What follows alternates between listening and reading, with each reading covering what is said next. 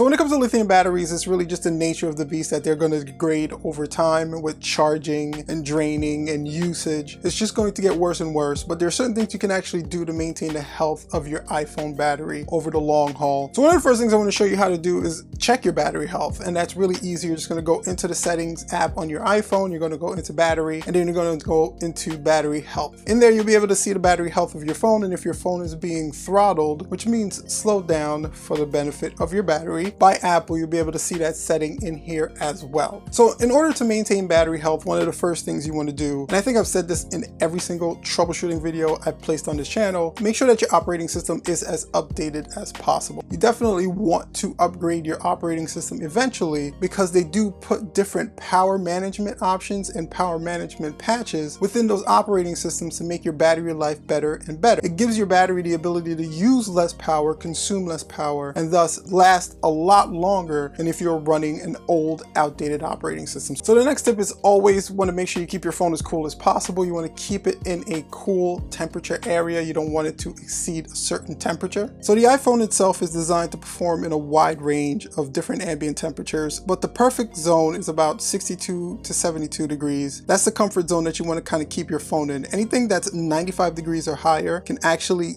permanently damage your battery capacity. So normally when it comes to lithium batteries, the name of the game is keeping it as cool as possible. If you find that you're in a place where your temperature is exceeding like 95 to 100 degrees, you probably want to keep your phone in a cool area, in the shade, out of the sun. The hotter your phone gets, the more damage it does to the capacity of your battery, and the lesser the lifespan of that battery becomes. And in the long haul, your battery is not going to be able to withhold as much power, and it'll end up dying a lot faster and be a lot less efficient. So another thing you want to do is when you're charging your phone, you may want to consider removing certain cases. What can happen is while you're charging your phone, the battery itself is heating up a little bit. If the case itself is also contributing to the heat of the phone, that battery can heat up a lot. So just simply charging your phone with a case can sometimes make the battery overheat, and that can also damage the battery itself. So if you have a heavy duty case or something that's really designed to protect your phone, you may want to consider just taking that case off while you're going through the charging process, just to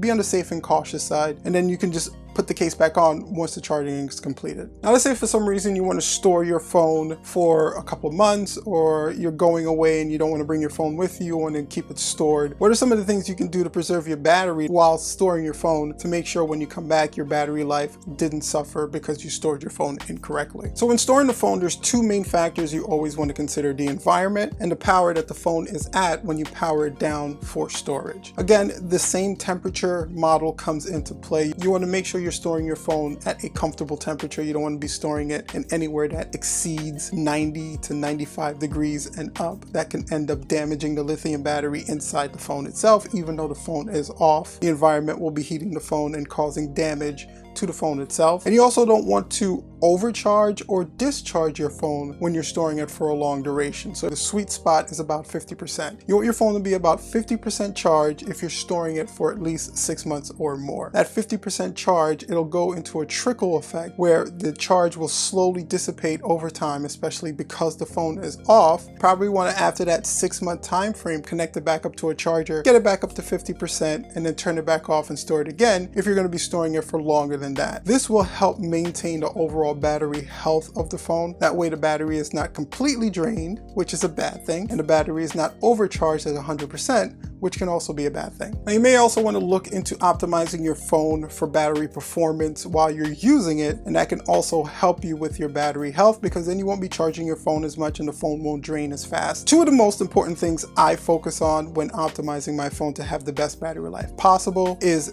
data and screen. So you want to make sure your screen brightness isn't super high. I know these screens are beautiful. You want to take as much advantage of the screen as possible, but the higher you put your screen, it's just simply the more battery it's going to use. It's 1-to-1 correlation. So if you raise your screen level really high, you're going to use a ton of battery life. So if you want to keep it in the middle of the sweet spot, that's good. If you want to put it on the auto brightness, that's also pretty good. The phone automatically adjusts based on the brightness that you're at, but some people don't like that. So you can actually just kind of keep it in the middle and you'll be good to go. Using data in general, 3G, 4G LTE can actually drain your battery a lot faster than if you're using Wi-Fi. So my suggestion is whenever Wi-Fi is available, I would toggle that on on and use that as your data connection versus your actual data connection. The Wi-Fi connection is going to use a lot less battery than your data connection. Whenever it's an option, that's the option I would definitely go to in order to preserve as much battery as possible. So another option that the iPhone offers is, of course, low power mode. And what low power mode basically is just your phone kicking into kind of a reserve power when the battery is low. Now this actually comes on automatically. If your phone hits about 20%, it warns you. If it hits about 10%, it warns you again, and then gives you the ability to turn on low power mode with one touch. Some people turn this on when they know they want to preserve battery over the long haul. It keeps the bare minimum on the phone running, so you're still able to receive phone calls, but everything else is kind of stripped to the bare bones.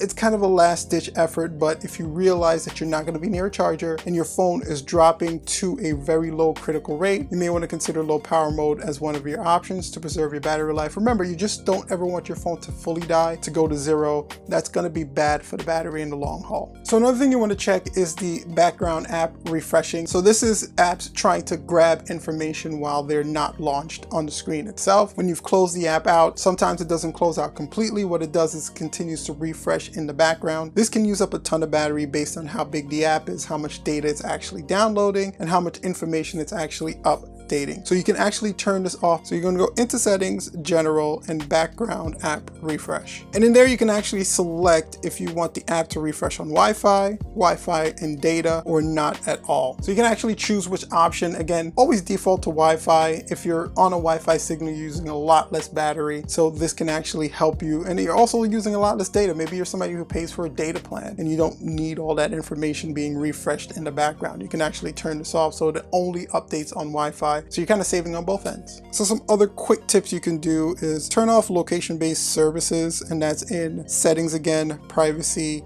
location services. You can make adjustments there. You can also take a look at your notifications in settings and notifications. You can tap the app that you want to turn the notifications off for. What this can do is sometimes apps will send you notifications which will illuminate the screen on a continuous basis if you're getting continuous text message pushes, if you're getting email pushes, if an app itself is sending you advertisements or updates. Your screen is turning on, your screen is turning off. So you want to just keep an eye on your notifications, making sure that they're not illuminating your screen too often, causing your screen to turn on, causing your battery life to die without you even using the phone. And also, if you're charging your phone via a laptop or computer, you want to make sure that those devices are plugged into a power, the actual laptop or computer itself. If you're charging via that USB port and the power of the laptop or computer actually dies, it can end up sucking power from your device rather than providing power to your device. So you want to be careful how you charge your device. You want to be careful how you use your device to make sure you're maintaining 100% battery health for the longevity of your phone.